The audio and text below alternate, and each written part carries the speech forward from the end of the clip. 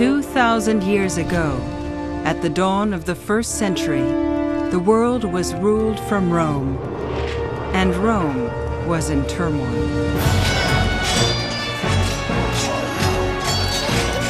Civil war had engulfed the empire's capital city. Dictators seized power, and the Roman future seemed bleak.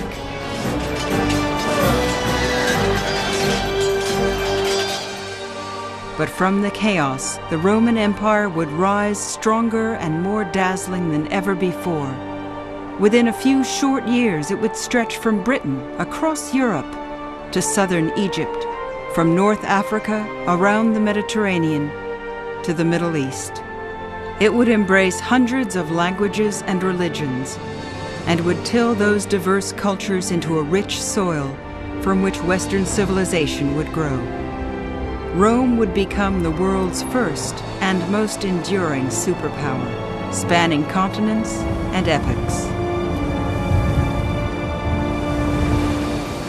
The glory days of Rome were studded with names that reach out to us across 2 millennia: Ovid and Nero, Seneca and Caligula. But the story of Rome is more than the story of famous men, and millions of less familiar figures struck different chords in the symphony of empire. People such as the wealthy benefactor, Eumacia, the rebel queen, Boudica, and countless uncelebrated soldiers and slaves, senators and peasants. And above them all, this man, Caesar Augustus. This was the emperor who set the tone for the astonishing resonance of Rome. This series tells the story of Augustus and his people, the men and women who wrested order from chaos, shaped the greatest empire the world had ever seen, and launched the Roman Empire in the 1st century.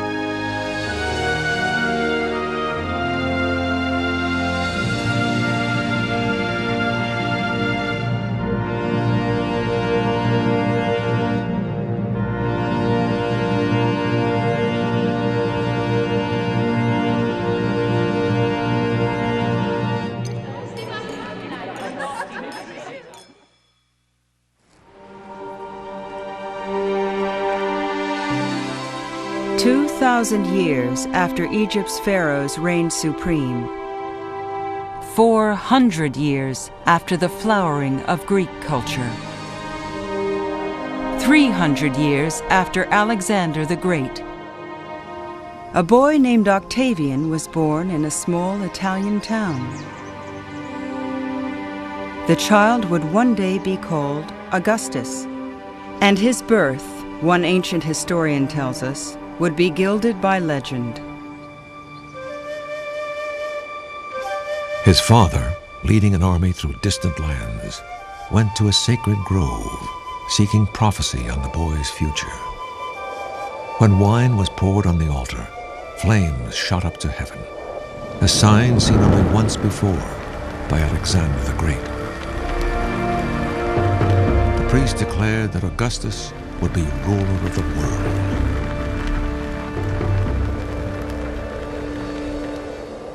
The story is told by Suetonius. Writing at the turn of the 1st century, he based his biography on eyewitness accounts, on common gossip, and on research conducted as imperial librarian. In truth, he writes, the prospects of young Augustus were far from grand. The boy was sickly, with few connections. His family were country people. His father, the first in their line to join the Senate. But worse, Augustus was born into dangerous times.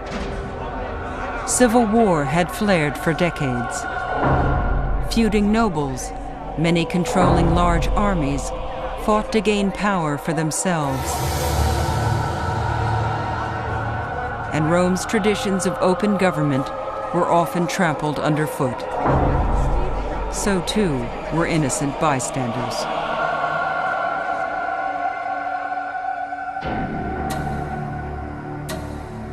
When Augustus was just 4 years old, his father suddenly died. Without a male mentor, the boy's future looked bleak.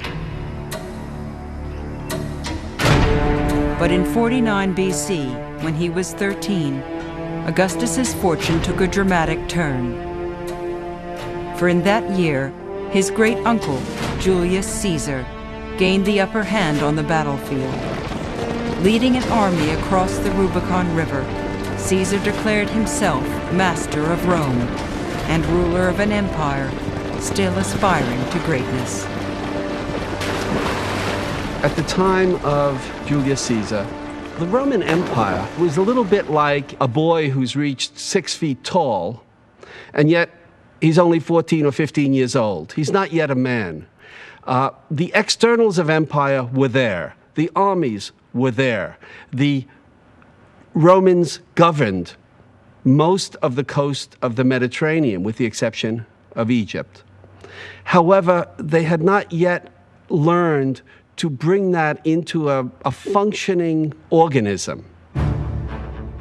The past decades of internal fighting had weakened the empire. Northern tribes harried the borders.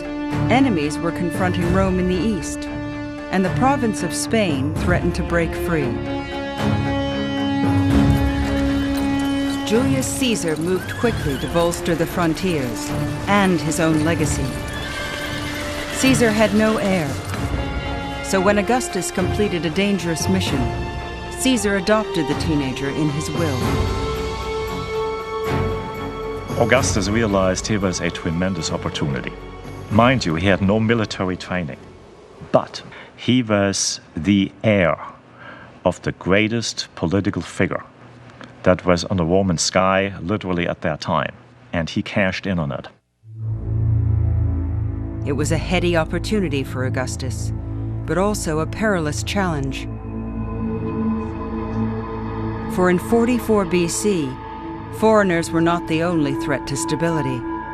There were enemies within Caesar's small circle of advisors.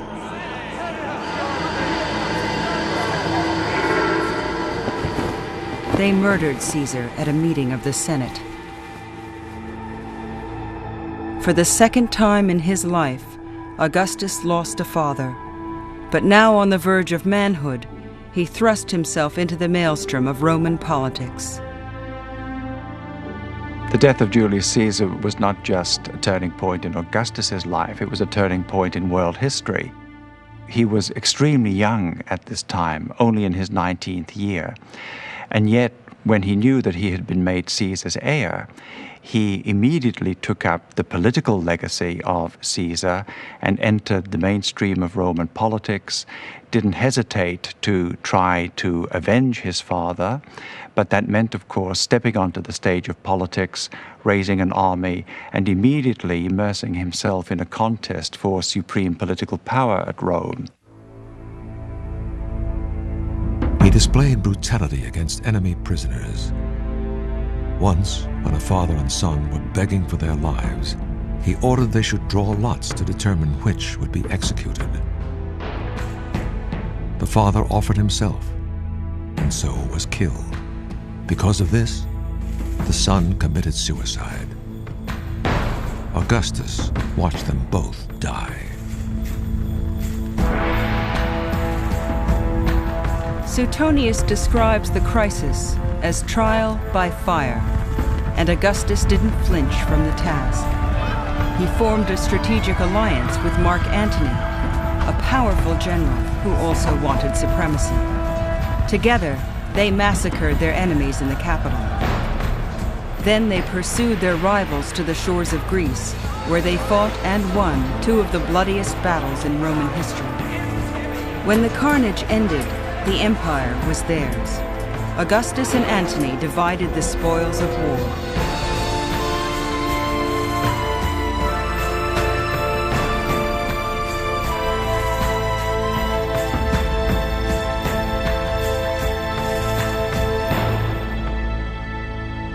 Augustus remained in Rome, but Antony took control of Egypt, a land not formally joined to Rome, but firmly under the empire's command. There he joined forces with Egypt's queen. Ancient historians, like Cassius Dio, believed that was a fateful move. When Antony fell deeply in love with his new ally, many feared the ambitious queen was scheming to rule Rome herself. Her name was Cleopatra.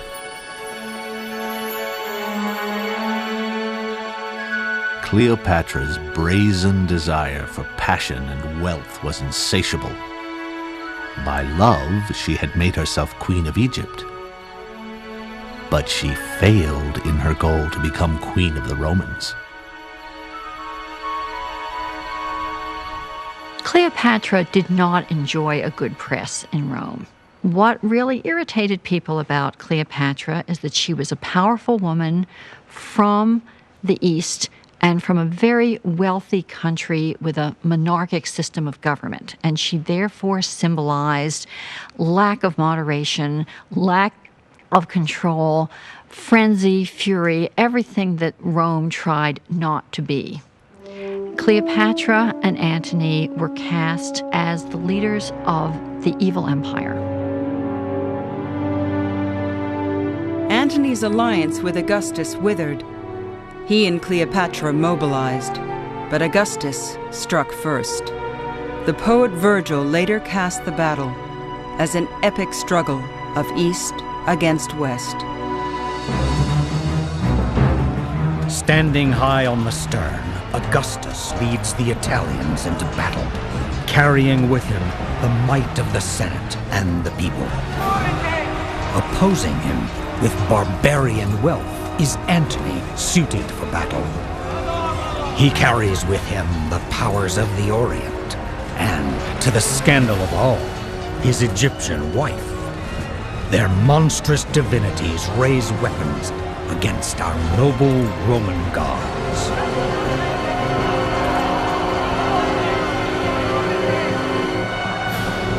Three-quarters of the Egyptian fleet was destroyed. Antony and Cleopatra committed suicide, and the land of the pharaohs was formally annexed to the Roman Empire. The annexation of Egypt for Augustus was immensely important. It was the equivalent of Hitler's troops marching through the streets of Paris. Here was a wealthy country that was going to be providing food, that was going to be providing land, but above all, it was a country of great cultural prestige. And once Rome had Egypt as part of its empire, they had truly arrived.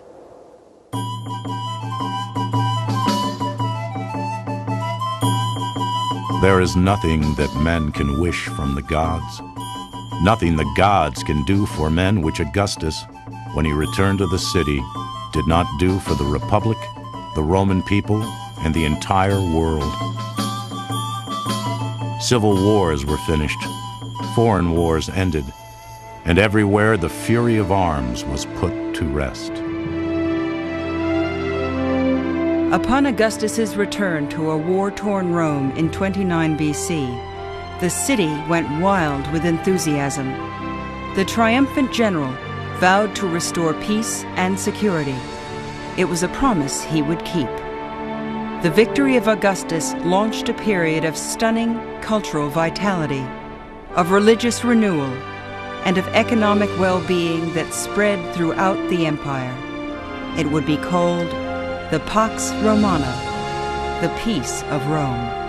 And to many, it marked the return of Rome's mythic and glorious past.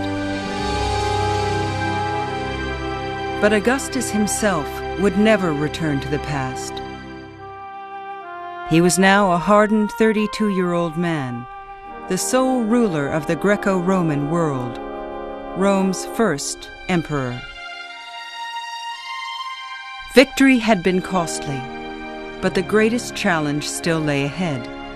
For to avoid the fate of Julius Caesar, Augustus must disarm the Senate and charm the masses. He must do better than win the war. He must win the peace. That challenge would occupy the rest of his life.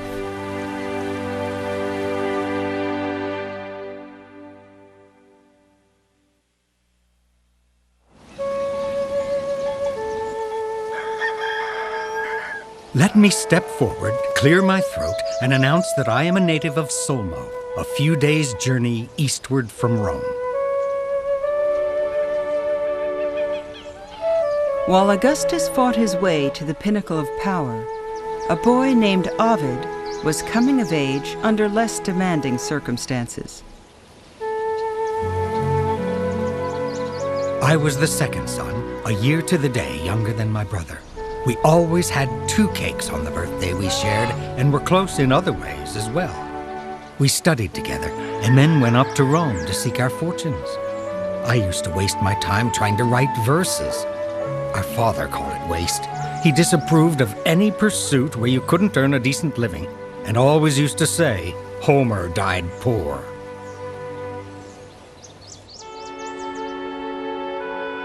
Ovid came from the same stock as Augustus. They were both landed gentry, and like Augustus, the young man found his identity and his ambitions molded by his demanding family. I tried to give up poetry, to stick to prose on serious subjects, but frivolous minds like mine attract frivolous inspirations, some too good not to fool with. I kept returning to my bad habits, secretive and ashamed. I couldn't help it. I felt like an imposter at serious matters, but I owed it to my father and brother to try to do my duty. By Roman law, a father wielded absolute control over his children. Those who displeased him could be disowned, sold into slavery, or even killed. The young Ovid tried to meet his father's expectations. He married, he studied law, but the strain proved unendurable. Miserable, Ovid and a friend set out on a journey of self-discovery. We toured all the magnificent cities of Asia. We watched the flames of Mount Etna light up the heavens. We plowed the waves in a painted ship and also traveled by wagon. Often the road seemed short as we were lost in conversation.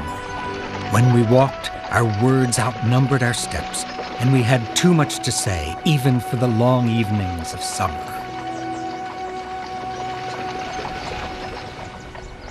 18 months later, Ovid settled in Rome, older and more self-confident than before. He resolved to become a poet. He cultivated new friends in Roman literary circles, and soon, Ovid made a name for himself as Rome's reigning poet of stolen kisses. So your husband is coming to this dinner party. I hope he gags on his food. Listen, and learn what you must do. When he settles on his couch to eat, go to him with a straight face. Look modest and lie back beside him, but secretly touch me with your foot. Don't let him drape his arms around your neck. Don't rest your gentle head against his chest. Don't welcome his fingers to your lap or to your eager nipples. Most of all, no kissing. When dinner is done, your husband will close the bedroom door. But whatever the night shall bring, tell me tomorrow you refused him. It's a mistake to think that Ovid's poetry can be read very literally in purely autobiographical terms. That wouldn't be true, I think, of any poetry from antiquity. But clearly at the same time, Ovid is writing about subjects of which he has some sort of experience. And he certainly, through the love poetry, opens up a world which is very different in tone and quality from the official atmosphere. While Ovid bloomed as a man of words, the new emperor thrived as a man of action. He rebuilt Rome and his own family. Divorcing his wife, Augustus married his heavily pregnant mistress, Livia. The move raised eyebrows and hackles, for love was not the only motive, and although Augustus shunned the trappings of absolute power, many suspected he was building a dynasty, a line of heirs to rule Rome for generations to come. Augustus knew it was a dangerous move. The Julius Caesar had been murdered for appearing a king. Augustus would not make the same mistake.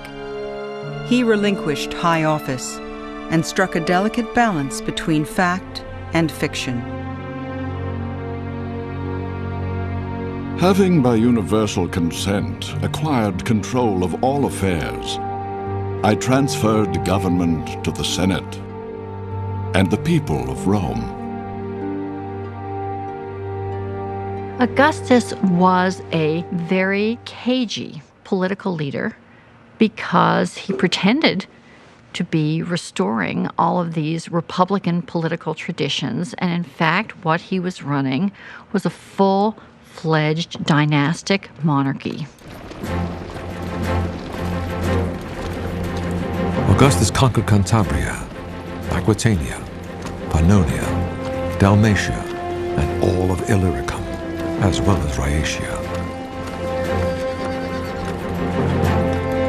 Augustus not only changed the empire, he expanded it. Egypt had been added early in his career. Soon, northern Spain was joined. Augustus drove across Europe, into Germany, and he united East and West by adding modern Hungary, Austria, the Balkans, and central Turkey. These victories employed Roman soldiers and senators and offered welcome distractions to the city's poor. When Augustus wasn't staging chariot races or gladiator shows, he displayed exotic animals, the quarry of Rome's far-flung empire. A rhinoceros appeared in the arena, Asian tigers in the theater, a giant serpent in the forum. One key constituency for Augustus was the plebeian population of Rome. That is basically the city mob. You have several 100,000 folks here who have no jobs, and to put it very simply, who need to be kept off the streets and be kept from making trouble, because it's a very volatile and combustible mix there. The volatile mix that made up Rome stayed quiet for the first 4 years of Augustus's rule. Then, in 23 BC, events took a critical turn.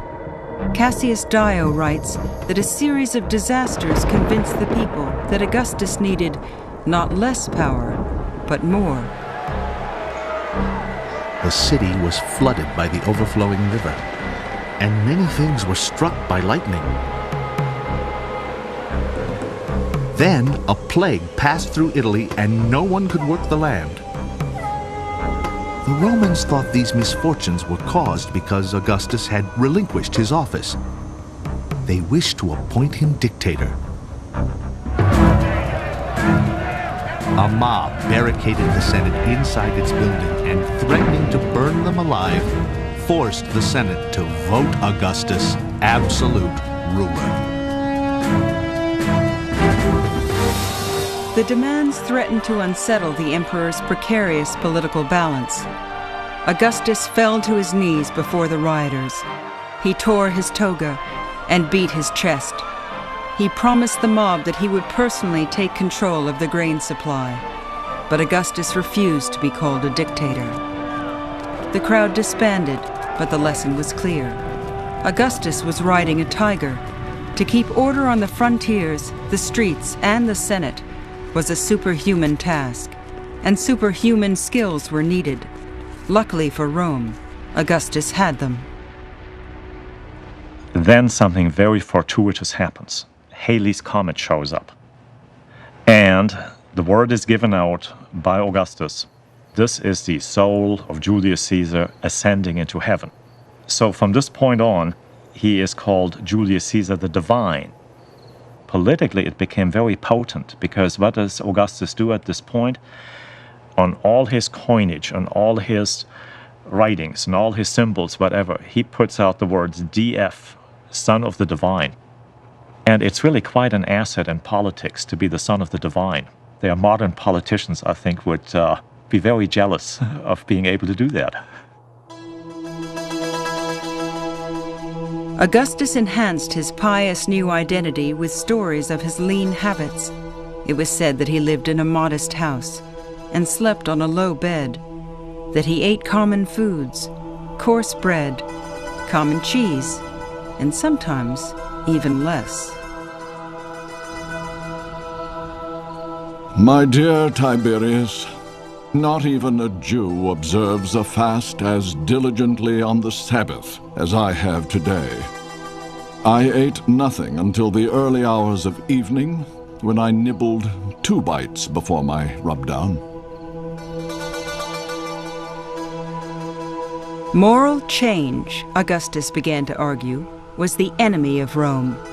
He believed that its future ran through its past, through the restoration of values he thought had first made Rome great. I renewed many traditions which were fading in our age. I restored 82 temples of the gods, neglecting none that required repair at the time.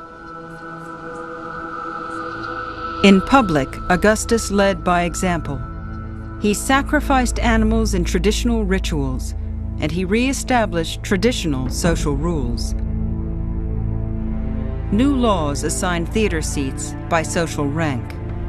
Women were confined to the back rows. Adultery was outlawed. Marriage and children encouraged. To many, Roman society had recovered its true course. The son of a god was building an empire for the ages. Who can find words to adequately describe the advancements of these years? Authority has been returned to the government, majesty to the Senate, and influence to the courts. Protests in the theater have been stopped. Integrity is honored. Depravity is punished.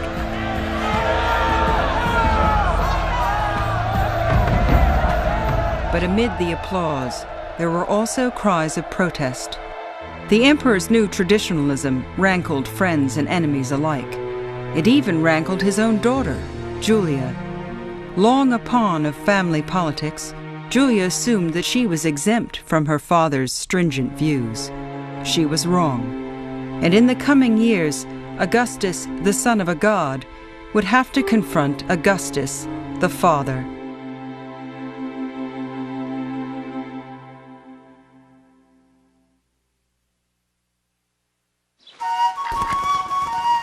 If there is anyone here who is a novice in the art of love, let him read my book. With study, he will love like a professional. As the Emperor Augustus firmly charted a course of moral rigor, the poet Ovid staked out different ground. He was now Rome's most famous living poet, and his boldness grew in step with his reputation.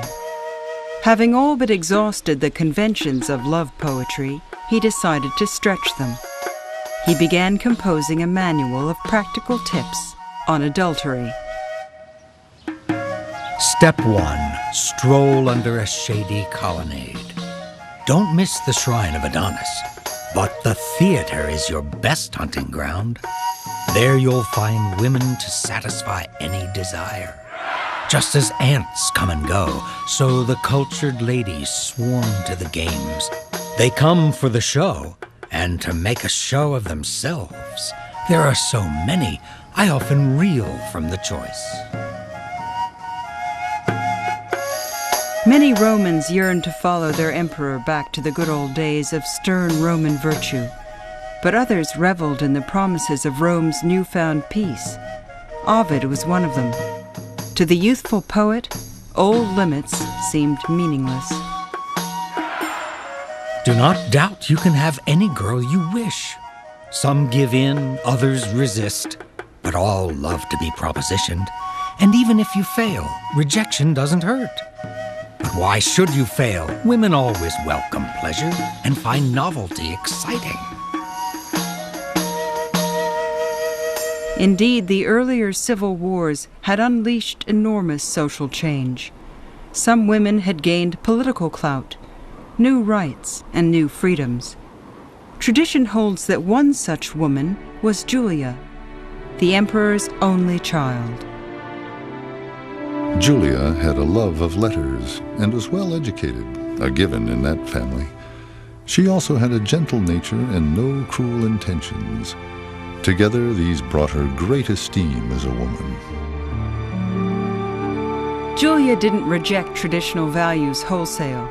She had long endured her father's overbearing control. She dutifully married 3 times to further his dynastic ambitions, and she bore 5 children. Her 2 boys, Gaius and Lucius, were cherished by Augustus as probable heirs. But like Ovid, Julia expected more from the piece. She was clever and vivacious, and she had an irreverent tongue that cut across the grain of Roman convention. Her legendary wit was passed through the centuries by a late Roman writer called Macrobius. Several times her father ordered her, in a manner both doting and scolding, to moderate her lavish clothes and keep less mischievous company. Once he saw her in a revealing dress. He disapproved, but held his tongue. The next day, in a different dress, she embraced her father with modesty. He could not contain his joy and said, "Now, isn't this dress more suited to the daughter of Augustus?" Julia retorted, "Today I am dressed for my father's eyes. Yesterday I dressed for my husband's." But apparently Julia's charms were not reserved for her husband alone. The emperor's daughter took many lovers. Her dalliances were so well known that people were actually surprised when her children resembled her second husband, who was the father of her 5 children. And she wittily replied, "Well, that's because I never take on a passenger unless I already have a full cargo," meaning that she waited until she was already pregnant before undertaking these dalliances. So concerned was she to protect the bloodlines of these offspring. Julia, like Ovid, was a testament to her times. But neither of them were average Romans. The life they represented shocked traditional society to the core, and as Julia entered her 38th year, crisis loomed.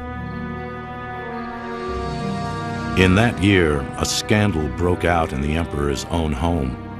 Shameful to discuss, horrible to remember. One Roman soldier voiced deep revulsion at Julia's extraordinary self-indulgence. Julia, ignoring her father Augustus, did everything which is shameful for a woman to do, whether through extravagance or lust. She counted her sins as though counting her blessings, and asserted her freedom to ignore the laws of decency. Julia's behavior erupted into a full-blown political crisis, and it was marked by overblown claims. The emperor's daughter was rumored to hold nightly revels in Rome's public square. She was said to barter sexual favors from the podium where her father addressed the people. When the gossip reached Augustus, the emperor flew into a violent rage. He refused to see visitors. Upon emerging, Suetonius reports, he publicly denounced his only child. He wrote a letter advising the Senate of her misbehavior, but was absent when it was read. He secluded himself out of shame and even considered a death sentence for his daughter. He grew more obstinate when the Roman people came to him several times begging for her sake. He cursed the crowd that they should have such daughters and such wives. As a father, Augustus could not abide Julia's behavior. As an emperor, he could not tolerate the embarrassment. Augustus banished Julia for the rest of her life.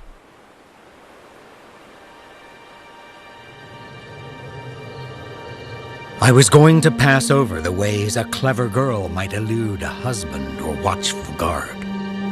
But since you need help, here's my advice. Soon after Julia's exile, Ovid released his salacious poem. It couldn't have been more poorly timed. Of course, a guard stands in your way, but you can still write. Compose love letters while alone in the bathroom and send them out with an accomplice. She can hide them next to her warm flesh, under her dress, or bound beneath her foot. Should your guard get wind of these schemes, she can offer her skin for paper and carry out notes written on her body. Ovid's poetry extolled behavior for which the emperor's daughter was banished, and her fate loomed large as a warning. For the present, the emperor remained mute toward Rome's most gifted rebel. Ovid turned his hand to less provocative forms of poetry. He remarried, and he embraced a new appreciation for discretion. Enjoy forbidden pleasures in their place, but when you dress, don't forget your mask of decorum. An innocent face hides more than a lying tongue. Ovid was on notice. The order of Augustus had firm bounds of propriety, and Ovid had tested them to the fullest.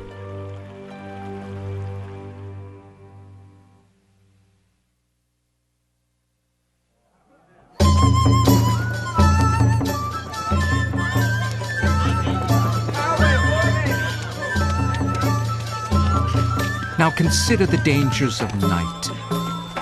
Tiles fall from the rooftop and crack you on the head. And the drunken hooligan, spoiling for a fight, cannot rest without a brawl. What can you do when a raving madman confronts you? Or tenants throw their broken pots out the window?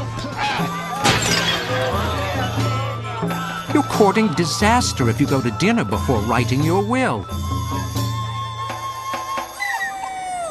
At the turn of the 1st century, the poet Juvenal was writing verses that exposed much of Rome to scorn. He was acerbic and had a keen eye for the gritty realities of urban life. Our apartment block is a tottering ruin. The building manager props it up with slender poles and plasters over the gaping cracks. Then he bids us sleep safe and sound in his wretched death trap. I don't think our notion of Rome bears much relation to the Rome of everyday life, because what is left today are the big public buildings, not the squalid hovels, without plumbing and without any kind of sanitary conditions that ordinary people lived in. That's precisely the reason members of the elite preferred to withdraw up onto the hills and have their villas up on the hills, a little bit away from the noise and away from the stench and away from that incredible horde of people pressing close together.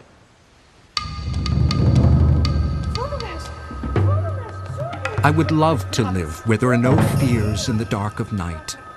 Even now I smell fire and hear a neighbor cry out for water as he struggles to save his measly belongings. Smoke pours out from the 3rd story as flames move upwards. But the poor wretch who lives at the top, with a leaking roof and roosting birds, is oblivious to the danger and sure to burn.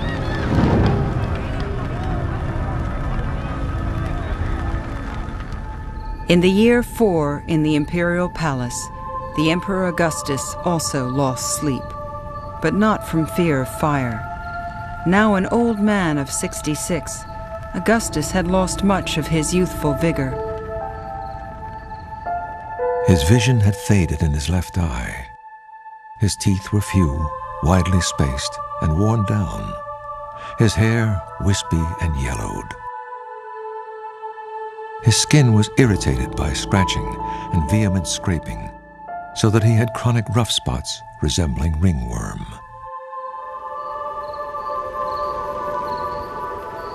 As the emperor neared death, plots to succeed him sprouted.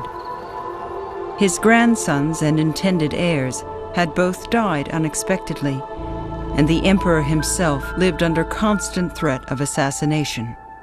Speaking for Augustus, one ancient historian voiced his dilemma. "Whereas solitude is dreadful," he wrote, "company is also dreadful. The very men who protect us are most terrifying." In many ways, Augustus looks so solid, and what he created looks so solid, you forget the fragility. I think contemporaries were very aware of that fragility, and surely Augustus was. He was over-anxious, in a sense, to provide a secure system after he'd gone.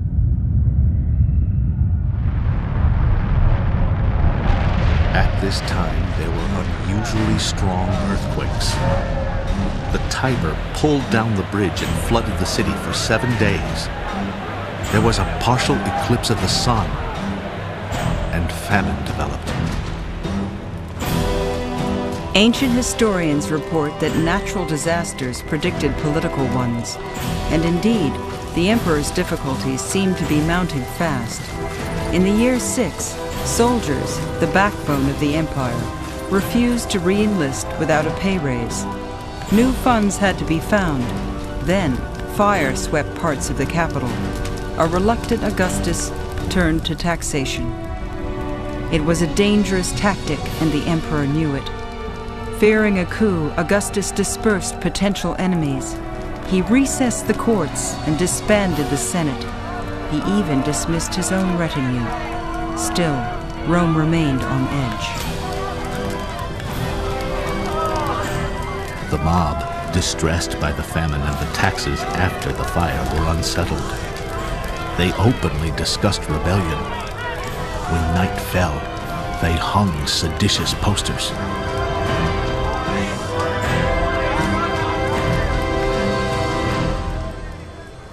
The crisis passed, but soon a new and even greater disaster battered the aging Augustus.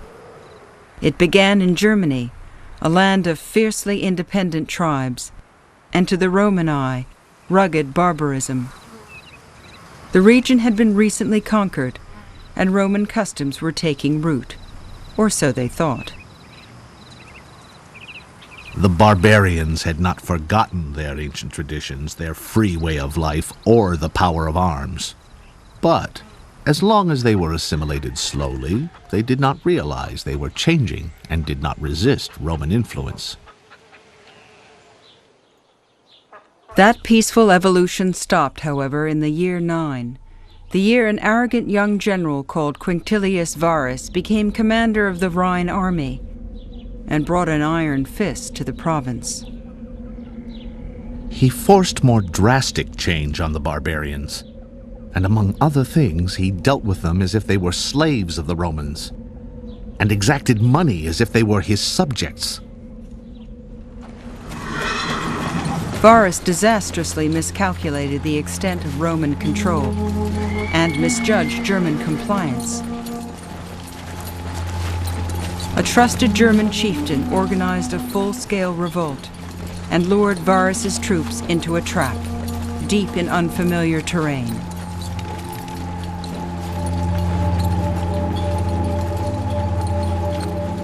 The mountains were rocky and cut with ravines.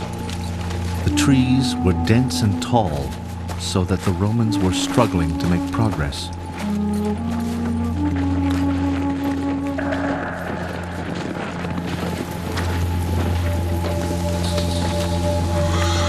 Rain began to fall in sheets, and a heavy wind scattered their numbers. The ground became slippery around the tree trunks and roots. While the Romans were dealing with these troubles, the barbarians surrounded them, and suddenly coming from everywhere. First, they hurled missiles from afar. But then, since no one was fighting back and many were wounded, the barbarians came ever closer, and the Romans were unable to retaliate.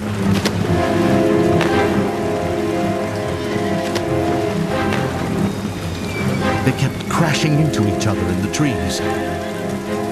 They could not grip their arrows or javelins. The rain forced the weapons from their hands. Even their sodden shields were useless. And so every man and every horse was slaughtered.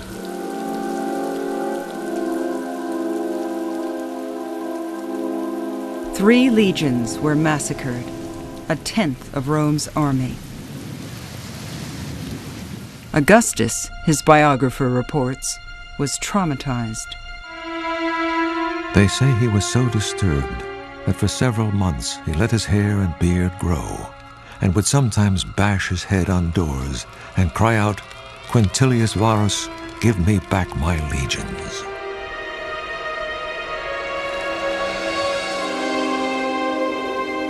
The disaster in Germany underscored a stark reality. The empire was born of violence, and to violence it ever threatened to return. The emperor was in no mood for leniency.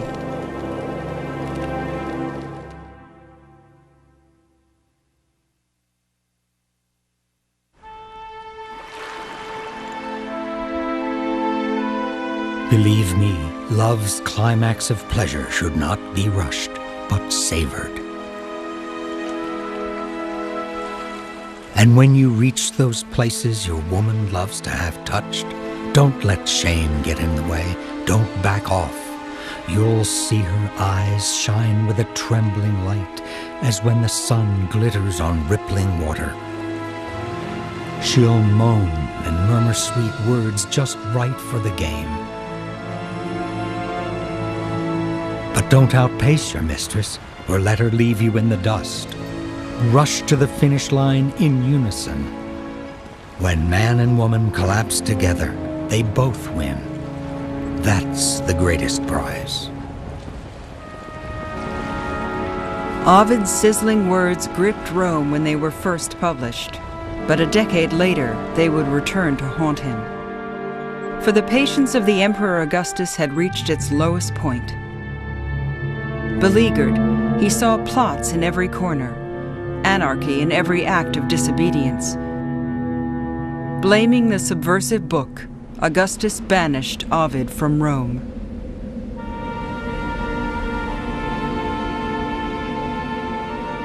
Hello, are you there? If so, indulge these verses of mine. They don't come from my garden or that old couch I used to sprawl on. Whoever you are, and in whatever parlor, bedroom, or study, I have been writing on decks, propped up against bulkheads. The poet was sent to an untamed backwater at the edges of the empire on the shores of the Black Sea. For Ovid, the ultimate urban sophisticate, no punishment could have been harsher. His roguish aplomb crumbled to anguish.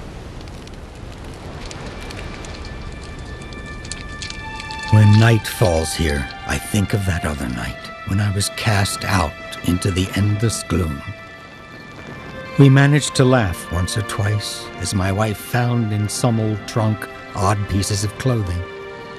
This might be the thing this season, the new Romanian mode. And just as abruptly, our peal of laughter would catch and tear into tears. And we held each other. My wife sobbed at the hearth. What could I say? I took the first step with which all journeys begin, but could not take the second. I was barely able to breathe. I set forth again. Behind me, she fell rolling onto the floor. Her hair swept into the hearth, stirring up the dust and ashes. I heard her call my name. I thought I had survived the worst. What could be worse? But my wife arose, pursued me, held on to me, weeping. Servants pulled her away. Whatever worth there was in me died there.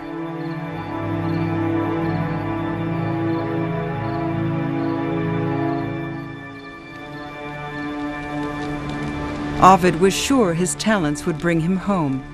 He wrote constantly, and as he waited, he sought refuge in a remote frontier town.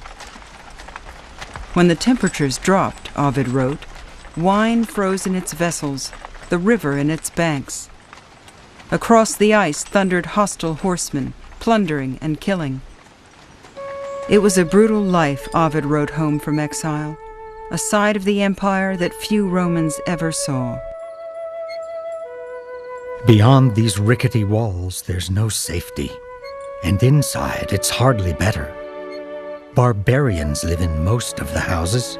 Even if you're not afraid of them, you'll despise their long hair and clothes made of animal skins. They all do business in their common language.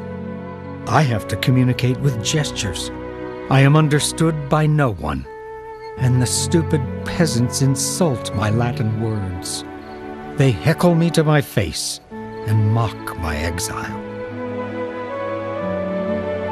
Writing for this audience, Ovid complained, was like dancing in the dark. As the years passed, Ovid shriveled into a bony old man. He fell ill. Contrition replaced his former bravado. Oh, I repent, I repent. If anyone as wretched as I can be believed, I do repent. I am tortured by my deed. Ovid, however, never got an answer to his pleas, and would never get a reprieve. As he approached death, he became sadly resigned to his fate.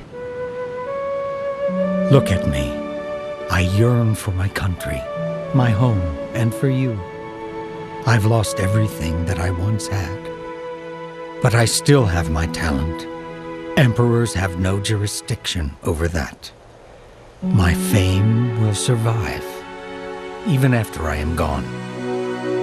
And as long as Rome dominates the world, I will be read. 9 years into his exile, Ovid died. He outlived Augustus, but he had bent to the emperor's will. At the start of the emperor's public life, Augustus had won the wars engulfing Rome. By the end, he had won the peace, and men like Ovid paid the price. In the years ahead, when lesser men would rule Rome, that price would rise higher still.